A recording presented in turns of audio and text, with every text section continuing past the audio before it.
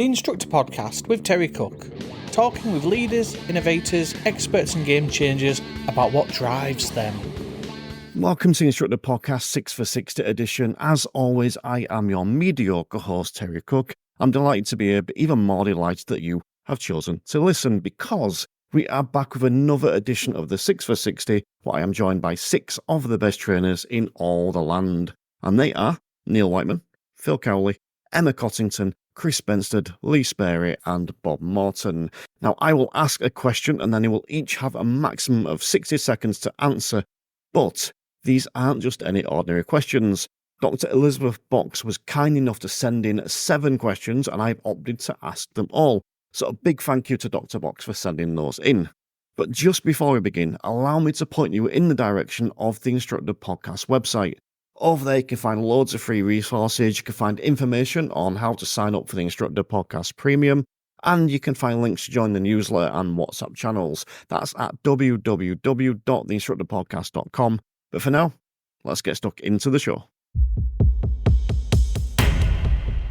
So today I am joined by 6 of the best trainers in all the land, 4 of whom are paid up members of the Instructor Podcast Premium. The other 2, well, whatever, let's move on. As always, I like to start with a nice no context question, and I was struggling for one today. And then I realised who the first person I was going to ask the question to was, and that helped me because today's question is, what score would you get if you took a Part 1 test today? So if you took a Part 1 theory test today, what score would you get? So, Christ Benstead, what score would you get if you took a Part 1 theory test today? One of the rare occasions I'm going to say that I'd get full marks, which is 100, just to be clear. Neil, what score would you get? I think I'd get about 98. Just err on the safe side. Bob? 100, and I can only say that really because I used to sit them all the time as head of training at LDC. I used to constantly test myself.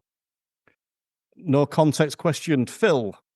I'm going to go for 100 as well, because every time I've taken it, I've done 100. So I'm going for that. Lee? I think I'd get 100 unless I got some wrong. Yeah, I think that maths works out. And Emma? I'm going to go for 96. I'm going to drop 1 in each. Okay.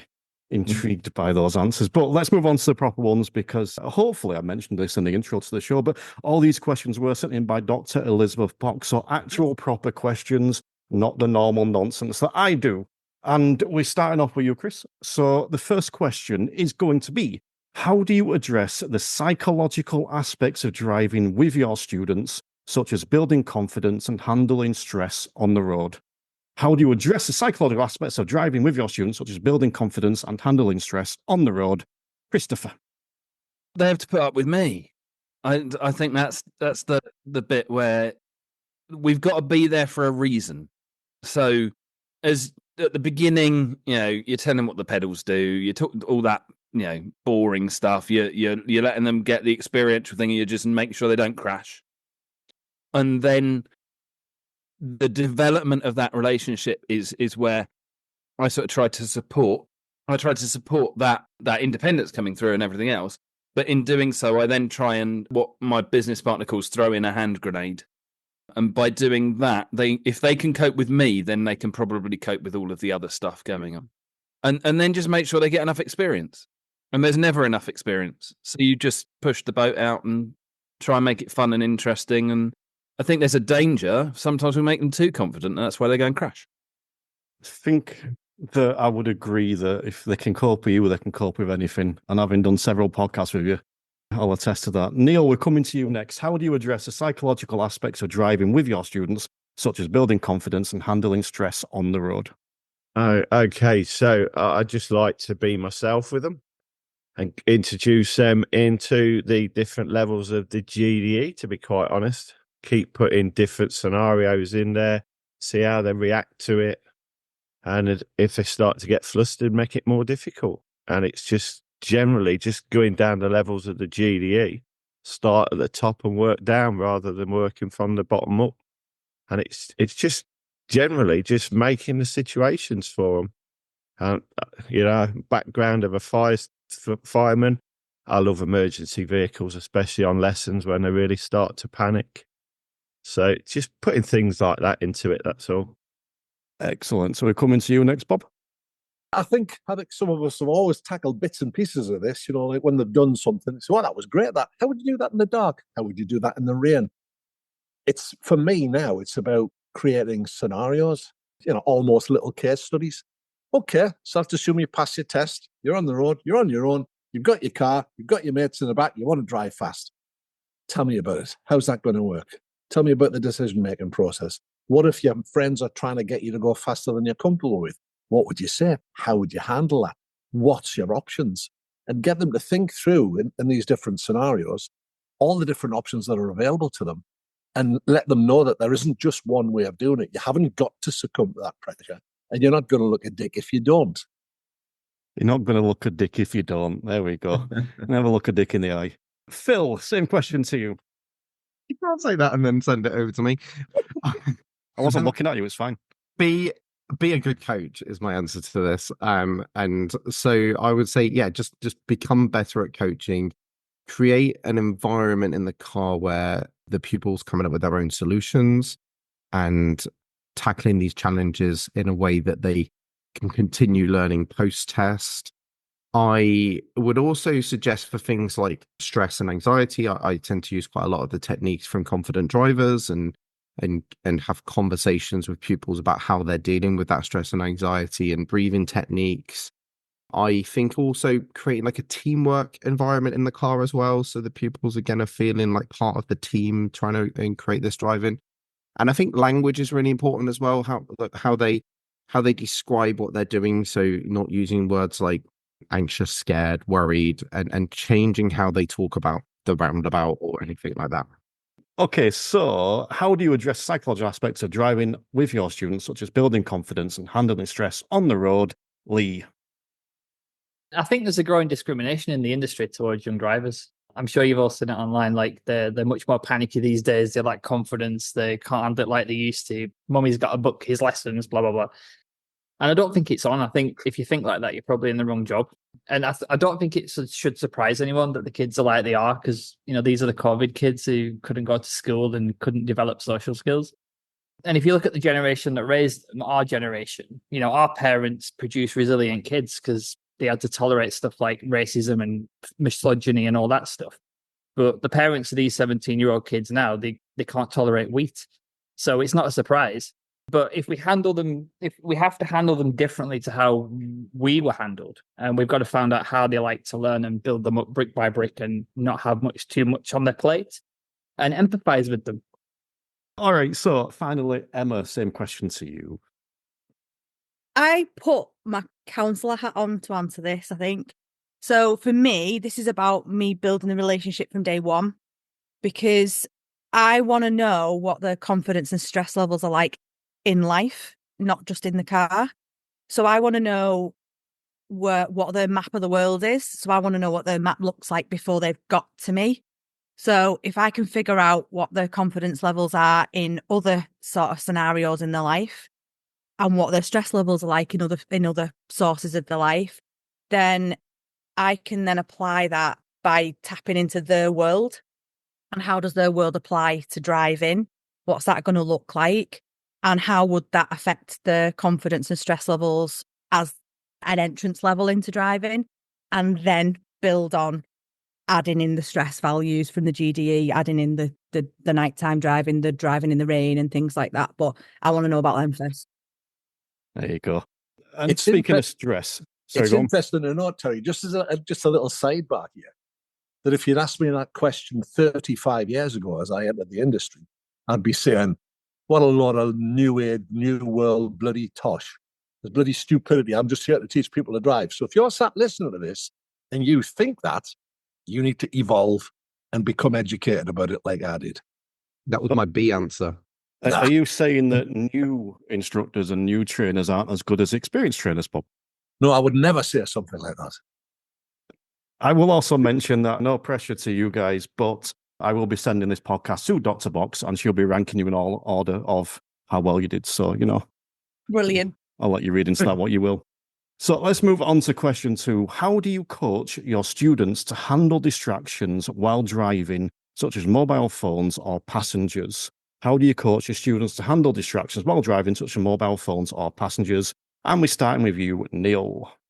Okay, so I love to get people in the car as well, extra people, mates, whatever, put them in them sort of situations.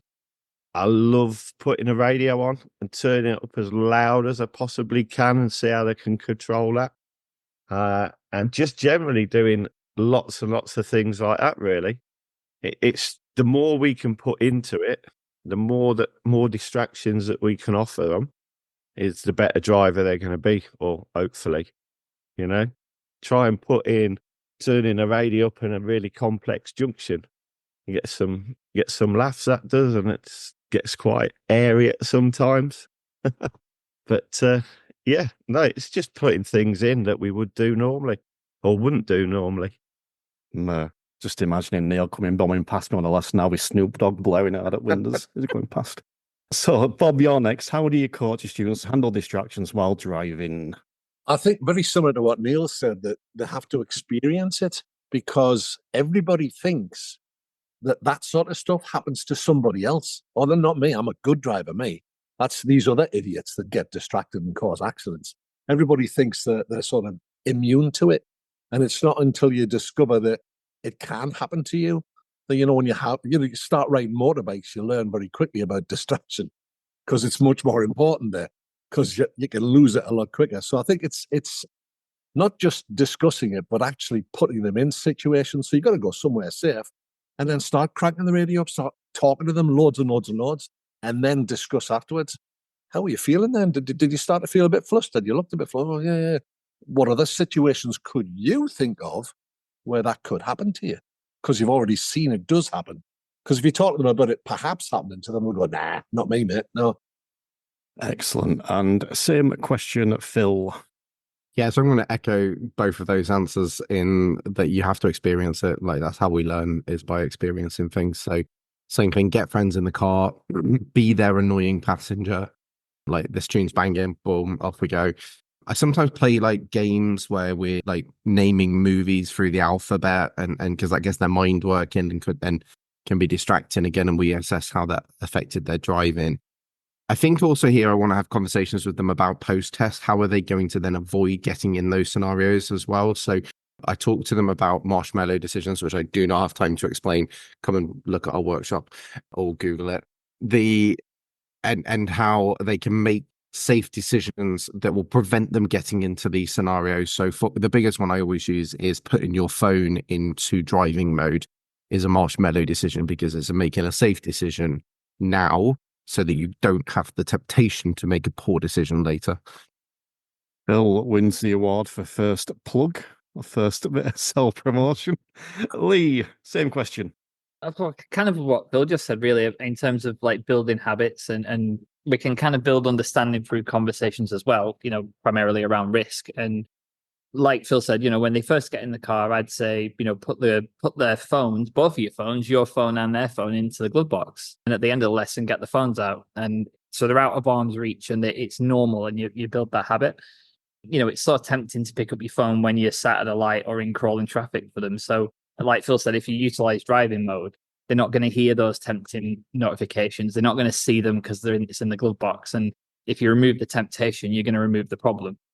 And I think sort of day to day, we need to build in examples into conversations when discussing risks. So, for example, if we're looking at, someone that's braking or it's slowing down without braking, we can bring in that conversation about, if the guy was behind you and he was on his phone, would he have seen that flash of red from you? No, he wouldn't.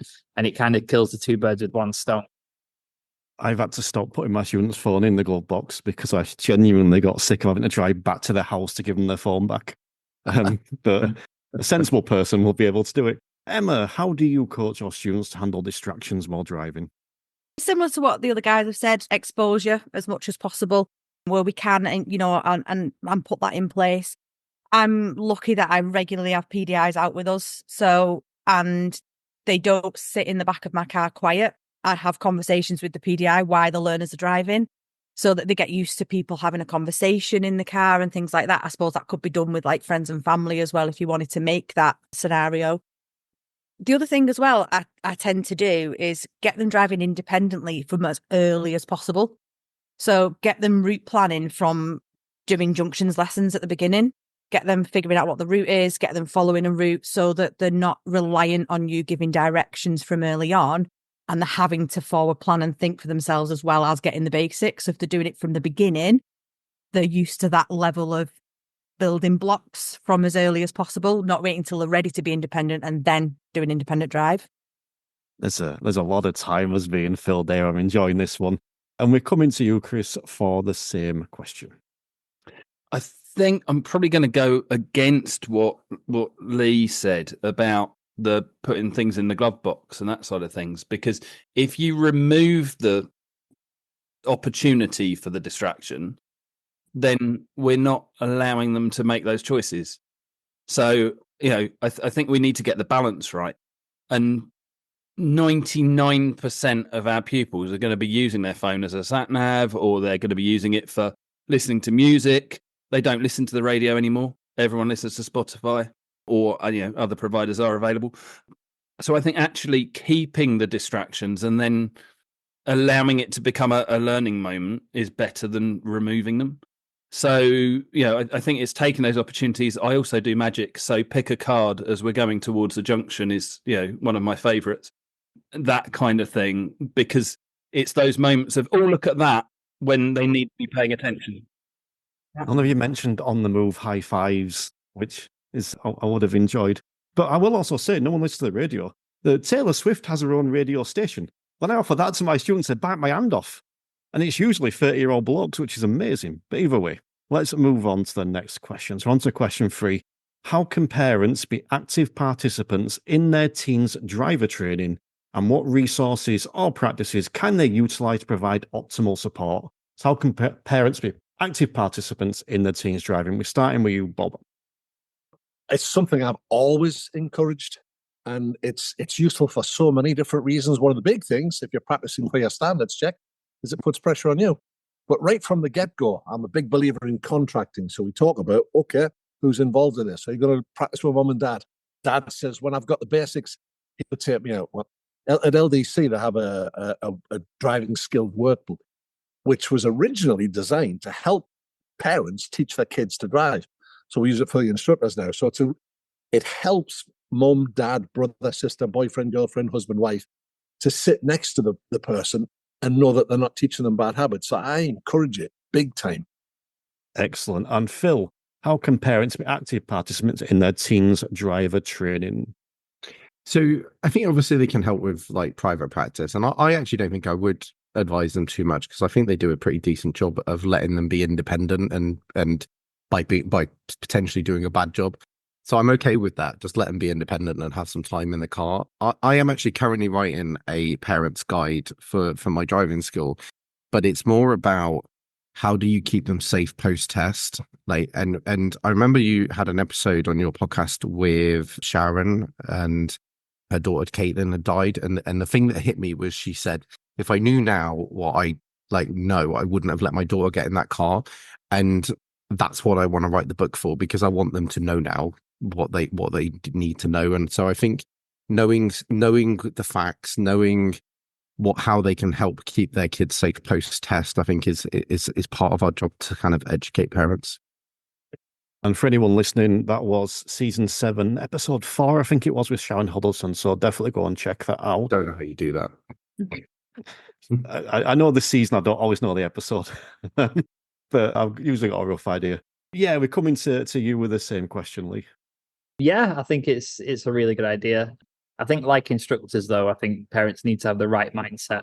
Like has just been said there, parents might be thinking about it's all about the test. They're thinking about test routes as well, and we need to try and change that for it to work really well.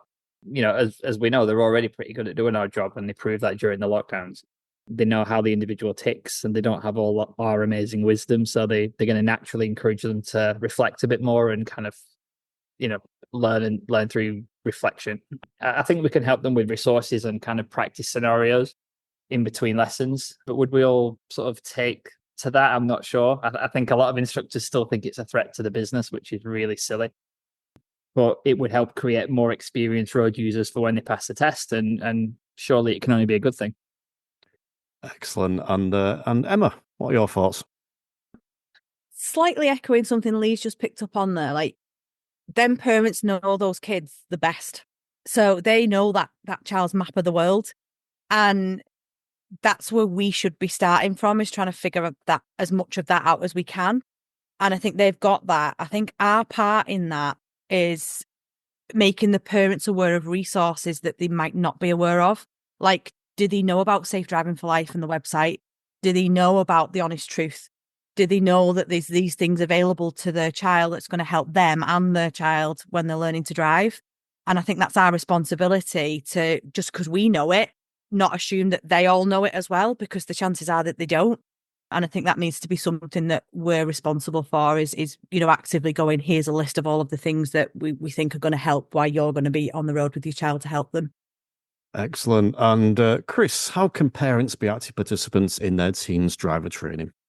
We know that a lot of driving habits come from parents. So the first thing I always encourage is mock testing the parents if they're going to take them out and do private practice, because you can pick up on the faults before they start. And that way you get an opportunity to educate, and you can talk about the changes that, about the way that we approach things differently and the differences in driving and that kind of thing. I think that engagement's really important. I also think, and it's also a business skill, and I was criticised on Facebook about it this week, is getting out the car and going and knocking on the door and actually talking to the parents in the first place, because too many people just send a text message saying, I'm here. We don't get enough exercise as it is. So if you can't make your ADI walk back, then you should get out the car and go and knock on your pupil's door when you go and greet them, because you might get an opportunity to have a chat. We're happy to take the money, but we won't always engage in the conversation. I think that's 2-1 plugs now. Phil 2, Chris 1. ADI back's free. It's still your thing. Neil, what have you got to add? Yeah, I think along the same lines as most of the people. I encourage parents to sit in the back for numerous amount of reasons, because one, they're going to learn a bit of theory as well, probably down the line. They're going to learn tactics to help the pupil learn as well. But it also encourages them to get out there and take the kids out and give them that road experience, because there's nothing worse than just 1 hour a week and doing nothing else in between. 'Cause that creates, I don't know, frustrations with the students sometimes, but it's just that two-way street, and I believe it needs to be a two-way street. Whilst they're learning, that they need encouragement from both of us, the parents and the instructor. And like Chris said, it's good to get out and talk to the parents as well. Good stuff. And because it's Dr. Box that sent these questions in, I think I will take the opportunity to mention that one great resource you can share with your students and your parents is Drive Fit, which can be found on the Road Safety GB website. I'll include a link in the show notes, but let's move on to question 4. This one is, in your opinion, what are the key qualities that make an excellent driving instructor, and how can aspiring instructors develop these qualities? Phil. Curiosity and a growth mindset is my answer.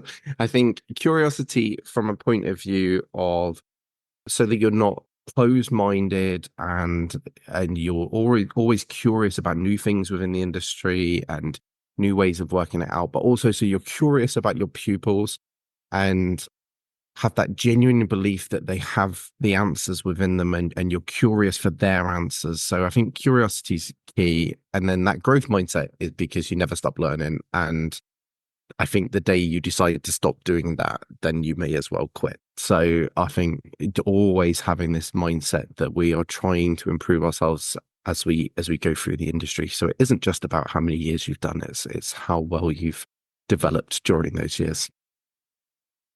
Excellent. So Lee, in your opinion, what are the key qualities that make an excellent driving instructor, and how can aspiring instructors develop these qualities? I think it's someone that, for first and foremost, can see beyond the driving test and think beyond these minimum standards and think beyond the standards check and its triggers. Someone who can develop attitudes and create thoughts as well as skills in people. Someone that creates a learning environment who can empower people to make their own decisions and reflect so they can learn. A lot of people will say, it's the DVSA's fault for the fact that we're so test focused, but it's just an excuse. If you're going to go out of your way to build this ultimate driver, someone that thinks, someone that can make their own decisions when the pressure's on, then that's going to do wonders for the safety as well, because, there'll be, like has been said today, we're already talking about what if you're late for work, or what if you've got mates in the car and how would you deal with it? And if we create that, we've got something far superior as an end product than that minimum standard test, which in turn will mean that you don't affect your triggers and you're not going to get a standards check. So make today about your learner, not about you. Making me happy. Emma, what are the... Oh, hold on, wrong question. Yes, Emma, in your opinion, what are the key qualities that make an excellent driving instructor, and how can aspiring instructors develop these qualities? I think the first thing is to recognise that you're both human, you and them. I think there's got to be a level of empathy about what we do, recognising that the human that we're dealing with is not the same as the one that we had the hour before, or the one that's going to get in the car the hour after. And then our own sort of self-awareness and regulation. Humble enough to know that there's always people to learn from or places to learn from whilst you're developing to strive to be the best yourself, so that you can transfer those skills and have that relationship with the person who's in your car. So yeah, motivation and managing relationships. Excellent. And Chris? I think that the most important thing is establishing what excellent is for you, because we've all got different views of it. And most of the loudest voices in the industry tend to be the ones that are talking about, skills for improving your pupils and developing them. But it starts with you. And, there's a quote that I'm going to mess up, which is something about, knowledge is knowing other people and wisdom is knowing yourself. So I think if you start with that, figure out what you think excellent is, and then look at, be really reflective and try and figure out how to develop that and work towards it. That might change along the way. And if it does, that's fine. You can then change the direction. So it's not wrong to make loads of money. It's also not wrong to focus on road safety. Decide what's right for you and then develop it to be the best that you can in that area. And then you can expand other areas. Neil, in your opinion, what are the key qualities that make an excellent driving instructor, and how can aspiring instructors develop these qualities? Yeah, I'm thinking along the same sort of lines as the other guys, but I think it's creating an environment in the car where they're not scared to make a mistake. And once they've made a mistake, it's like Phil says, it's just be really, really curious and keep digging it down into what the error is and making them think about what that is. I very much like the fact that a growth mindset will transfer to the pupil as well, and they'll be more inclined to learn more. And it's not being afraid to say that you're in the wrong sometimes, because a lot of instructors are scared to admit they're in the wrong. And I think that shows us the human side in the person, if they're prepared to make a mistake and then admit they're wrong. Do you know what? I'm not putting the video out for this, but sometimes it's such lovely sometimes when one of you will say something and then all of the 5 of you start nodding along. I don't know, it's just such a nice moment when it happens. But yes, we're going to you, Bob. What are your thoughts on this? Well, I think you have to like people. You have to be interested in road safety. And I think you have to be the sort of person who helps other people grow. Traditional instruction was telling people about all the mistakes they've made, and that's belittling people. So we need to be able to create a relationship with our learners that's honest. We need to exhibit humility before those that we're trying to help. We've got to know more than those that we're trying to help, but showing constantly that you know more doesn't really help. And I think above everything else, you must be able to have an unconditional positive regard for the person sat next to you. And can I point out, I'm the only one who's not reached the timer yet.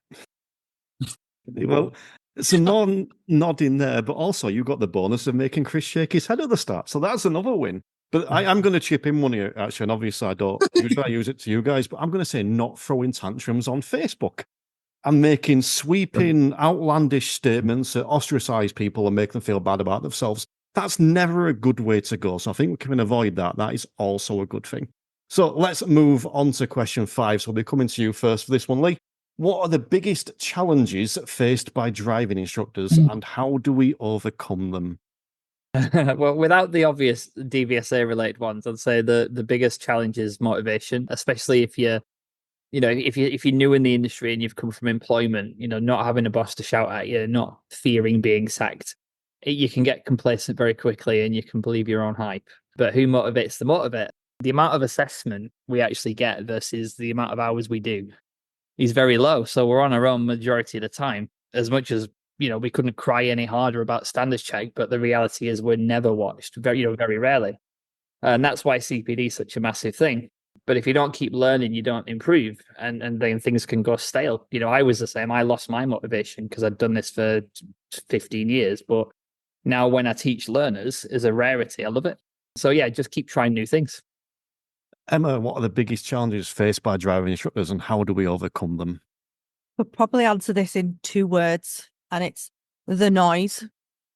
There is so many people talking, so many people with opinions, so many people just talking at you. I don't think I have ever had to use my breathwork coaching and meditation coaching as much in my whole life as this current day. I think there is just so many people talking, and I think it's really hard to sift through what's right, what's right for me, what's right for my pupils, what's right for my school. And I'm just trying to stay grounded in those 3 things: what's right for me, what's right for my students, what's right for my school, and that's it. But it's really, really difficult when you've got a lot of people talking and a lot of noise happening, and like you've just said, a lot of people putting people down, not necessarily directly, but almost passively aggressively. It's just noisy. And welcome to the show where there's 6 of you all sharing opinions, making a lot of noise. So, go have a rest after this. Chris, what are your thoughts on the challenges faced by driving instructors? I'm going to go with 3 words: loneliness, godliness, and rigidness. So I think loneliness, it can very easily be just you in a car. So reach out and find a group of people, preferably not like-minded, because it's better to be challenged and supported, but people that you get on with. And my shaking of the head earlier was because I don't like people. Sorry, Bob. I like persons. That's different. Godliness, it's really easy to believe your own BS. So you can easily decide that everything you say is true, and you could be spouting rubbish. So again, get involved with other people and challenge it. And rigidness is the issues from the likes of the waiting list and everything else, when there's stuff that you cannot control and we haven't got the flexibility, having to find ways to work around that. They're the biggest challenges I think that we face as instructors. Sorry that you have to deal with people like me, Chris. Neil, same question. Personally, I think, the normal ones, the challenges that DVSA throw in, but it's a lot of social media, like everybody's saying. There's comments out there that you don't really need to take any notice of. It's just be yourself, and you'll overcome them challenges quite easily if you just be yourself and deal with what you do rather than worry about what everybody else does. Other than that, it's just like Chris says, it's lonely out there, but you find associations that can help you through, or just share things and you can bounce off people and just use information the way you want to use it and not what others want to tell you. Ooh, I like that end line there. That one good. I'm going to steal that and get it out on social media before this goes out. What are the biggest challenges faced by driving instructors? How do we overcome them? Bob? I think echoing everything that's been said, referring back to something that Chris said about knowing yourself, there is such a lot of noise out there and there's more negativity than positivity. So I think and it's especially difficult for brand new qualified ADIs and people who are, training to become so. I think an ideal thing to do is to think to yourself, well, if I could reinvent what I'm doing here, like if I have anything I wanted, what would it look like for me? And make a list of this would be nirvana for me as an ADI. And then look for resources that can help you to do that. In that mindset, then you're constantly looking for solutions, whereas social media just constantly throws up problems. 15 left. I know you're on fire today, Bob. Because you upset me earlier. I'm going to message you after to get you to a podcast, but it'll be the shortest podcast ever now. I'm going to have to leave it a few weeks. Phil, what have you got to add to this? I think the thing that I get PDIs and ADIs asking me a lot about is managing pupils' expectations and people's wanting to go to test when they're not ready, whether that's because of the waiting list or just because of money. So I think that a lot of people find that really challenging to manage their expectations and tell pupils they're not ready for test. And the way I would overcome that is because when I had a full diary of pupils, I never really had this issue as much. And I think that's because you manage it from day one and you make it about being ready to drive, not ready to pass your driving test. And if the pupil is constantly doing their own reflections and you're giving them honest feedback throughout the whole driving process, I do tend to find that doesn't happen at the end because it's not a surprise you're not ready because you're having these conversations.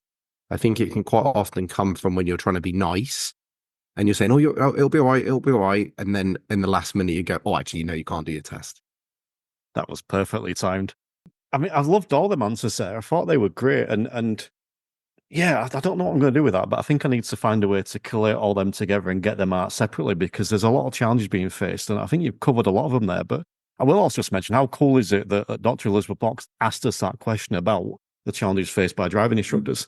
Someone outside the industry asking that, I think, is quite good. But let's move on to the next question. So we'll be coming to you first with this, Emma, and it's, how do you stay up to date with the latest driving laws and regulations, and how do you instruct jeepers? Try again.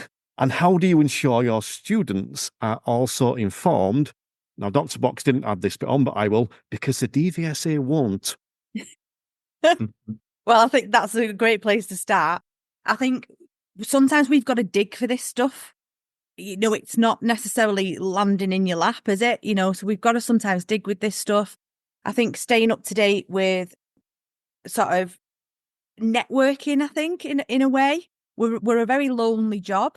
So if we're sole traders in particular, so I think it's making sure that you've got a network of people around you, you know where to go and dig, what resources you need to be tapping into. Are there certain subscriptions that you want to be aware of, or certain emails that you do want to give out that you're going to want the emails and the information from, you know, collating that. And then I think then making sure that your learners are aware of it is making sure that you're having those conversations, maybe using like a messaging service or social media, so that you're actually then putting those things out to your students as well. Chris, how do you stay up to date with the latest driving laws and regulations, and how do you ensure that students also stay informed? You definitely need to make sure you're in touch with a trusted service of re-sneezers that make sure the information is out there, like the DITC. Yay. I think I'm now winning. So, no, I think the biggest thing is that it doesn't get shouted about well enough. It doesn't get communicated well enough. So we have to make that effort to be in touch.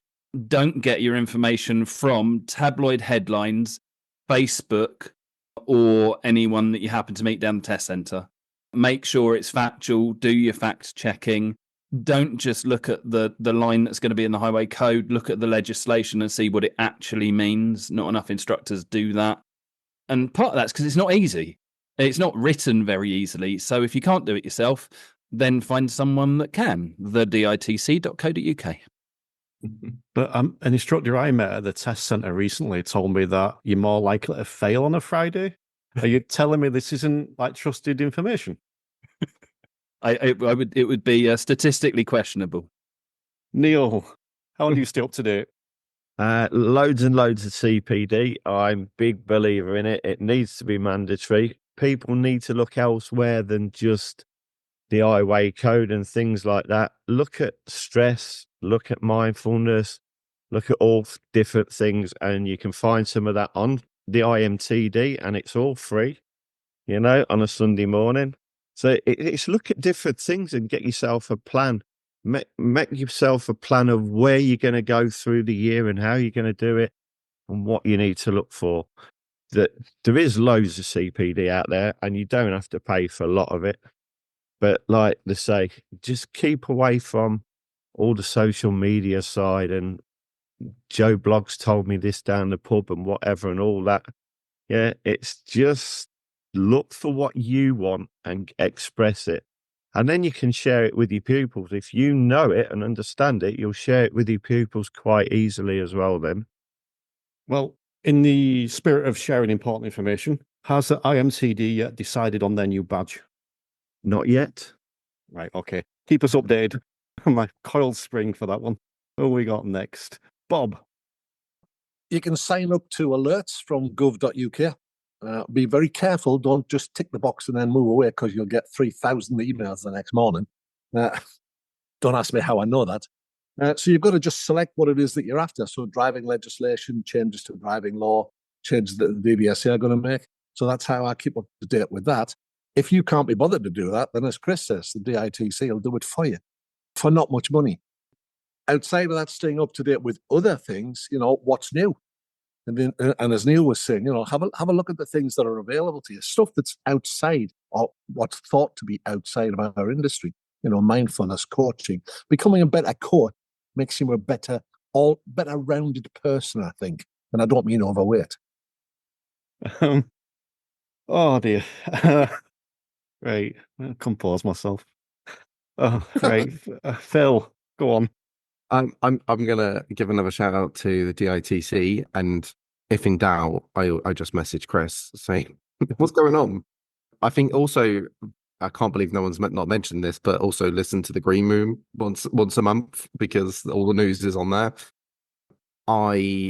So they're my main ways to get the news. I then would suggest that you should be posting this out to your learners on Facebook or resources via apps that you might have, and so sort of kind of like spreading the word. I also do weekly meetings with my driving school team, and so that they're up to date, and then they can spread the word with their pupils. So yeah, go listen to the Green Room. If only there was a regular contributor who had 60 seconds to talk about ways they could discover this stuff. Although, to be fair, we did spend about 10 minutes last night talking about my dating life. So, it's not always the most relevant news. Lee, how do you stay up to date? I think that we are having that problem again of Lee not being able to spread the relevant information because... Can you start my clock again? Can I start you what again? A clock. Right, yeah. Right, thank you. Yeah, I'm the classic example of someone that felt, stood still for years and then fell behind to the point where I nearly lost my job.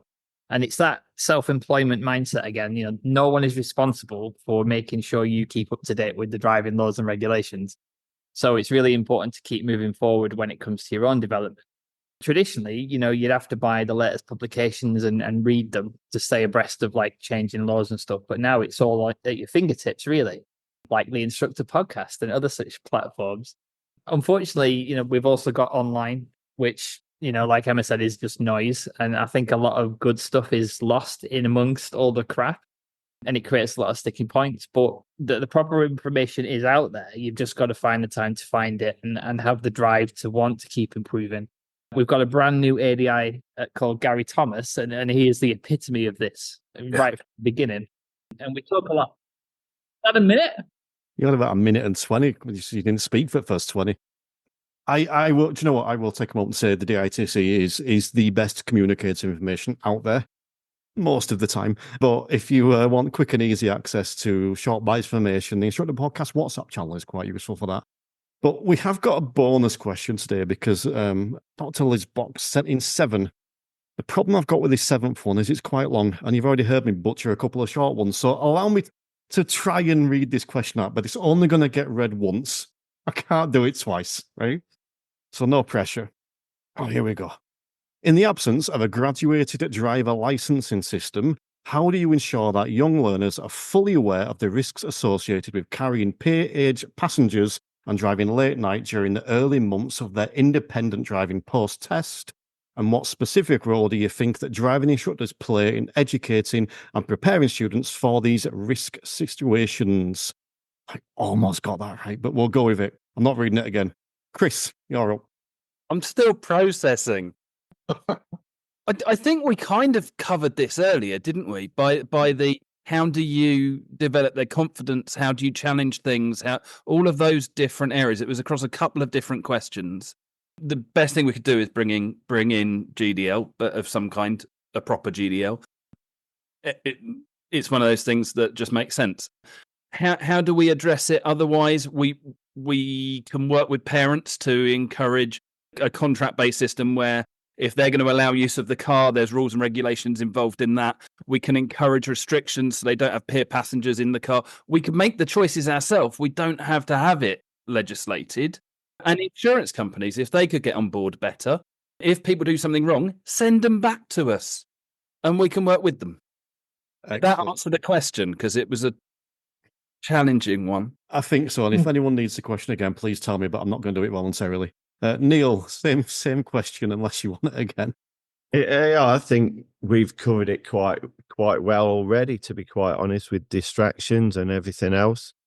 It's quite a touchy subject, but a lot of people don't like it. But it's all about working towards that post-test, isn't it? And doing what we can to create that sort of atmosphere after they pass the test. And we can only keep trying as driving instructors. We can only keep trying to involve that until they bring in GDL. Who knows? But we can do what we can do and encourage what we can encourage.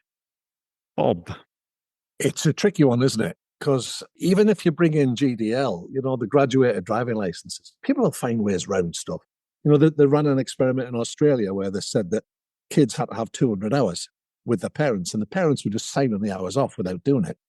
So it's a combination of a lot of the answers we've given. We need the parents working with us as a team, and we need to talk about decision making and have that as the core, really, of what we're doing. If this happened, what would you do? Okay, you're driving at night.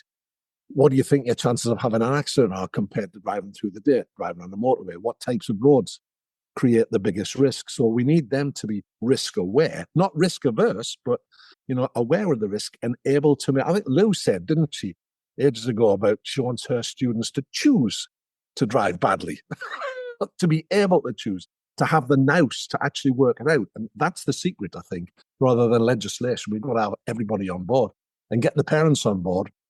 Damn it. Thinking about that woman who said, if I'd known now what I knew, known then what I know now. So maybe that's partly our job too.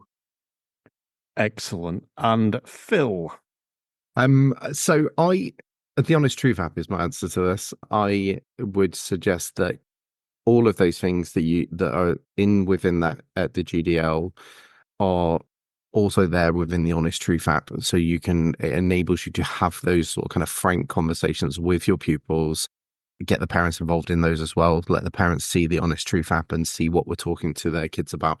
So I think that's, definitely using the Honest Truth app within your lessons. I think, again, social media, I'm regularly posting about road safety stuff, and so that maybe parents or other drivers can see that. It just sort of kind of helping them understand their responsibilities. I think the My Car, My Rules from Honest Truth as well, again, is sort of getting them to think about how am I going to be safe after I get in the car. And I've got 6 seconds left, so I'd like to thank Terry for giving us the questions a month in advance so we could read it as many times as we wanted to.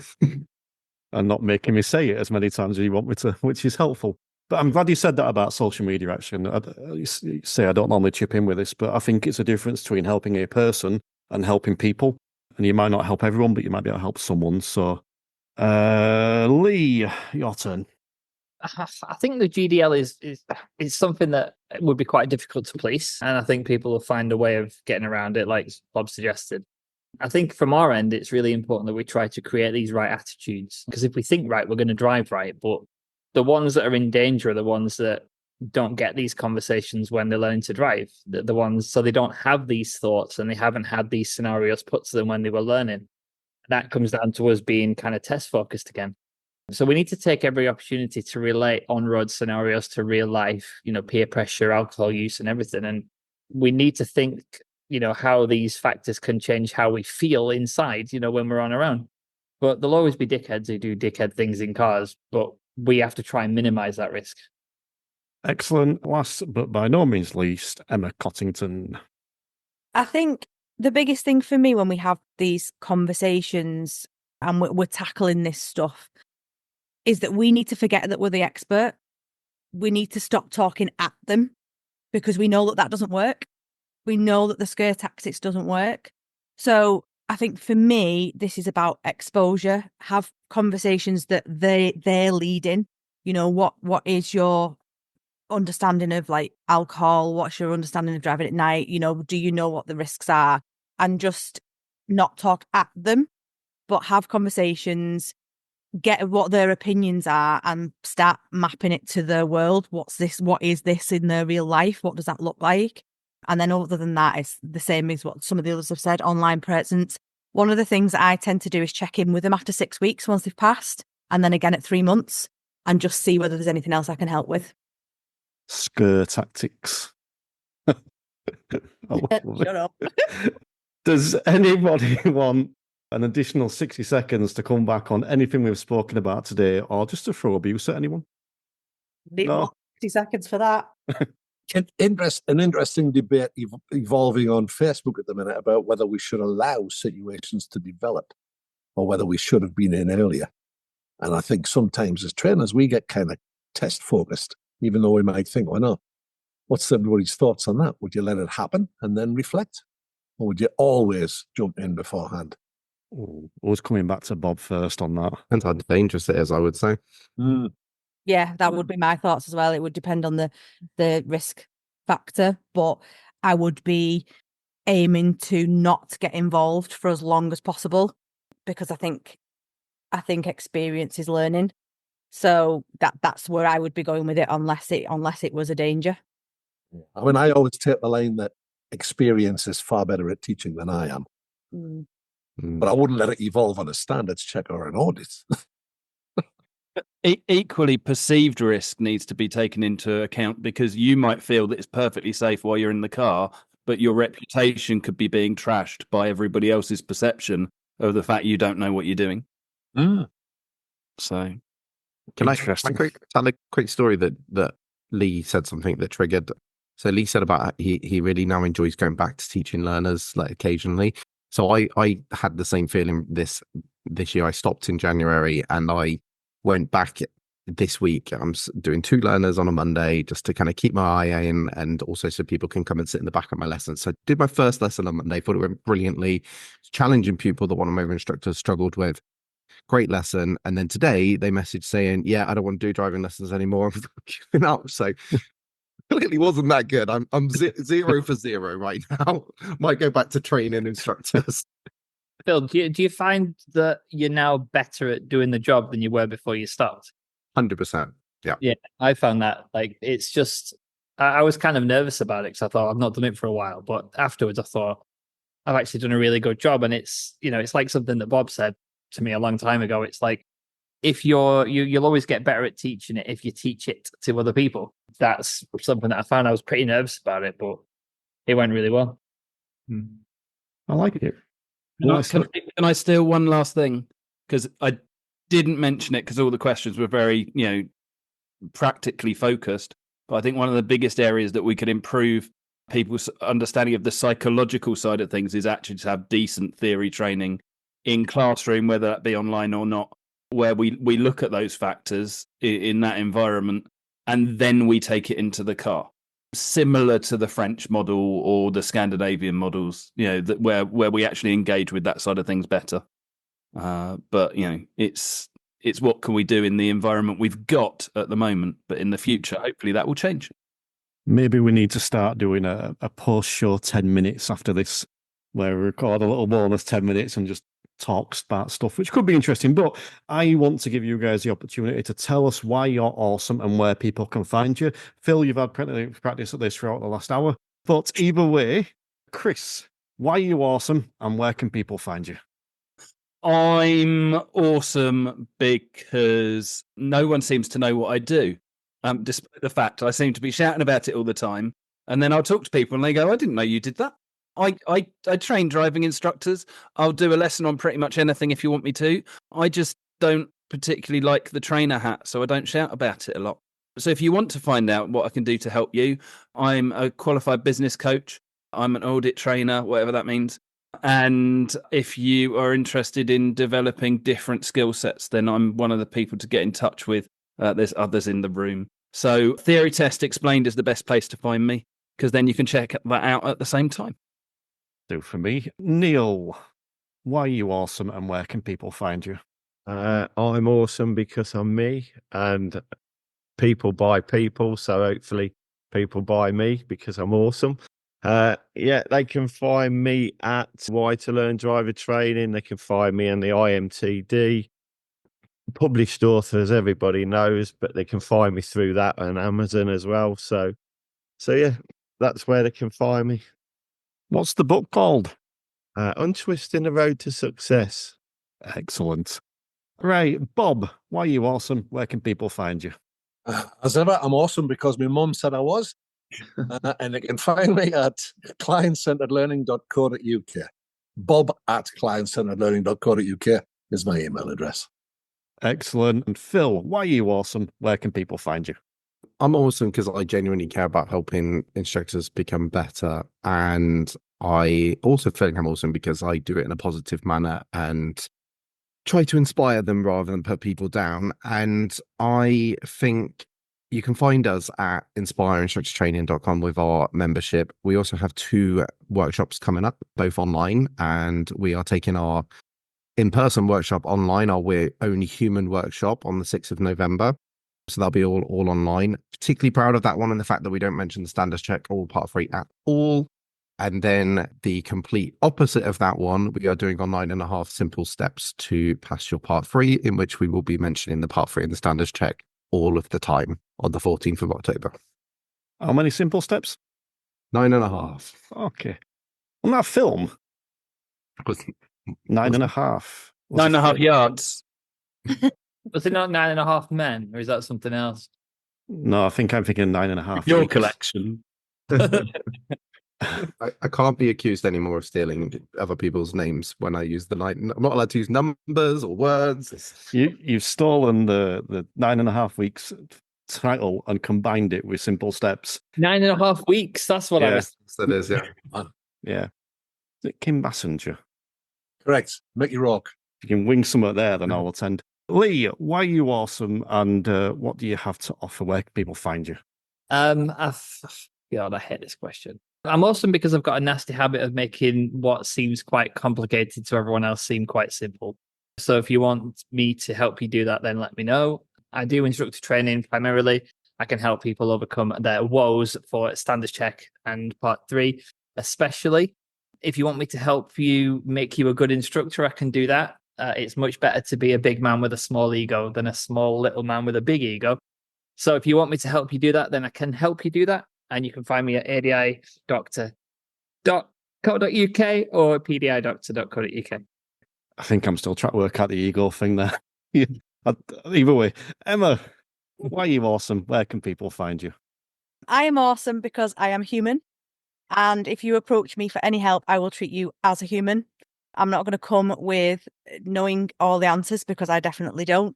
But I will help you find out who you are. And that'll help you find out who your learners are and help you progress in your job in that respect, building human relationships. And you will find me and everything I do. I have now got a Linktree, which is linktree.com/Emma Cottington1. And you can find links for all that stuff that everyone said in the show notes, including links for Dr. Elizabeth Box and Drive Fit and other stuff that's been mentioned today that I can't remember. So all that's left for me today is a big thank you to you guys for joining me, as always, on this 7 for 60 today, potentially. And a big thank you to you guys for listening, and let's just keep raising standards. The Instructor Podcast with Terry Cook, talking with leaders, innovators, experts and game changers about what drives them.